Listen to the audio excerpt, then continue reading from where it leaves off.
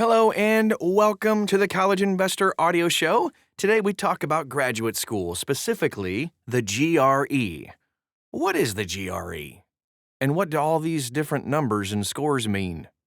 That is our topic for today, but before we get to it, just a quick reminder to subscribe to this podcast. It would be so helpful to us, and hopefully it's helpful to you as well. You can also share this with your friends and family if you find anything helpful at all. It helps them. We're just helping each other. That's what we do. You can also follow us. We're all over social media, The College Investor. Type it in. You'll probably find us wherever you are. All right, so to our show. If you thought you were done taking standardized tests in high school, not so fast. When you get ready to apply to graduate school, you're likely going to need to take some sort of standardized test. Again, as part of the admissions process. All right, I know. But one test you might already be familiar with is the LSAT for law school admissions. But for general graduate school admissions, you'll likely have to take a different test called the GRE. You might be wondering, what's the GRE? And what do these scores mean? Especially if you're getting ready to apply to grad school. So today, we're going to break that test down so you know how it factors into the admissions process. By the way, there's also another test called the GMAT, and there are other episodes in this series where we go over the GRE, the GMAT, even compare the two, just so you can find out which one is going to be best for you to take. But back to the GRE. The GRE stands for Graduate Record Examination. Catchy. It's a standardized test, similar to the SAT that you took in high school, but the big difference between the GRE and the SAT is that the GRE is used for graduate admissions. It's usually conducted online or at a test center rather than in a proctored group setting. The GRE tests for 3 core competencies, which are math, vocabulary, and analytical writing skills.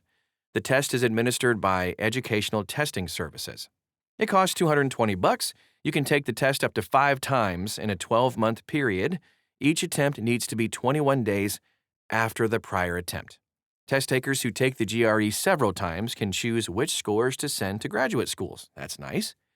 So anyone who's interested in taking the GRE can register for it on the ETS website. While the exam isn't proctored in a large group setting, it is conducted on a computer at a Prometric test-taking center. You also have the option to take the test from home, if your computer and room where you plan to take the test meets ETS's requirements. And then on test day, you'll report to the test center to complete the exam. The GRE used to take 3 hours and 45 minutes to complete, but starting September 2023, the test now takes just 2 hours. What are the key sections of the GRE, you may be asking? Great question. There are 3 areas the GRE covers: verbal reasoning, quantitative reasoning, and analytical writing. The exam is broken down into 5 sections: 2 for verbal reasoning, 2 for quantitative reasoning, and 1 for critical writing. Beginning in 2023, the GRE takes around 2 hours to complete all 5 sections. The analytical writing section takes about 30 minutes, while the other 4 take between 18 to 26 minutes to complete. The verbal reasoning section is designed to test how well the test taker can discern key points from a written text. The goal is to assess how well they can analyze information and then distill key points from it. The quantitative reasoning section largely looks at problem solving by assessing one's ability to complete different math and logic problems. These problems focus on concepts like algebra and geometry. Yay! Depending on whether or not you took a math course during undergrad, you might need to brush up on your math notes from high school to complete this section. It would be me. The final section is analytical writing. This is designed to test critical thinking skills and to see how well you can capture complex ideas through writing. How is the GRE scored anyway? All right, so both the verbal reasoning and quantitative reasoning sections are scored between 130 to 170. The score is calculated based on the number of correct responses in each section. The GRE is an adaptive test, too. That means the questions you receive will be based on your performance in the preceding section. The analytical writing section is scored from 0 to 6. Essays are scored by ETS's E-Rater scoring engine. Essays also are reviewed by trained analysts. So if there's a difference between the computer score and the reviewer's score, it will undergo a second review, and an average will be taken of the two. While the analytical writing section is important, most schools look at the verbal and quantitative reasoning sections when considering an applicant for graduate admissions. Unlike other standardized tests, there aren't penalties for selecting the wrong answer or leaving an answer blank. That being said, though, answering as many questions as possible increases your chances of getting a question right, which helps boost your score. So what is a good score for the GRE? All right, the average score for the verbal reasoning section is 150. The average for quantitative reasoning is 152. Anything above that?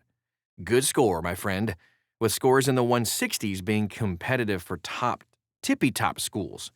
So to get into a top graduate school program, you'll need to score better than average. Some programs within schools may also have separate requirements. For example, a STEM program might require a higher quantitative score than a humanities program, for instance. So we do have some scores from some of the top graduate schools to look at just to get a sense of how you'll need to score to get into a comparable graduate program. We break down Harvard, Princeton, University of Pennsylvania, Columbia, Stanford. We got all those breakdowns at thecollegeinvestor.com inside this article if you're interested. All right, so how do admissions actually accept the GRE? While some undergrad admissions offices are becoming test optional, this is not the case for most graduate schools. Individual programs use GRE test scores to evaluate which candidates to actually accept into their programs. That's because graduate classes are often more specialized than undergrad and are smaller as a result. Certain graduate tracks require different standardized tests, too. Law schools typically require the LSAT. Business schools require the GMAT, which we go into in other podcasts.